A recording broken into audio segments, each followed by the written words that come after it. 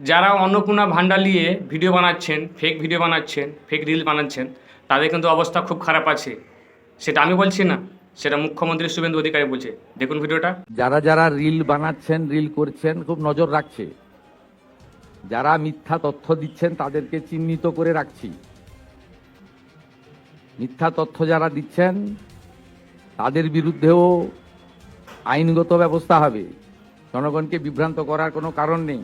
কিন্তু আমি দেখছি রিলগুলোকে পোস্ট যারা করছেন তারা কেউ বিজেপিকে ভোট দেননি। আমি বিখ্যাত করব, দুটো নাম বলে দেবো। আমি পাই নূর আলম, আপনি ভোট দেননি বিজেপিকে, আমি জানি আপনি কোনোদিন বিজেপিকে ভোট দেবেন না। মেহবুব, আপনি মেয়েদের কাছ থেকে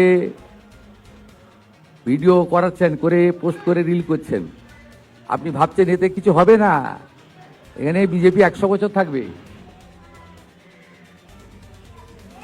100 বছর থাকবে বিজেপি, যে কাজ করে দিয়ে যাবে। এখানে এই লোকেদের আর ফেরত আসার কোনো চান্স নেই। তো ফলতা দেখেছেন, এরপরে রেজিনগর আর নন্দীগ্রাম দেখতে পাবেন, তারপরে কলকাতা হাওড়া কর্পোরেশন দেখতে পাবেন। শুধু দেখতে থাকুন। আর যারা এইসব করছেন আমি প্রত্যেকটা লোককে চিহ্নিত করে রেখেছি। আপনারা বিজেপিকে ভোট দেননি, 2,92,00,000 ভোটের মধ্যে নেই নূর আলম ভাই। আপনি কোথায় ভোট দেন আমি জানি, কোথায় দিবেন ভবিষ্যতে সেটাও আমি জানি। আর আপনার ভোটের উপর নির্ভর করে আমি রাজনীতি করি না, আমরা রাজনীতি করি না। নিশ্চিন্তে থাকুন।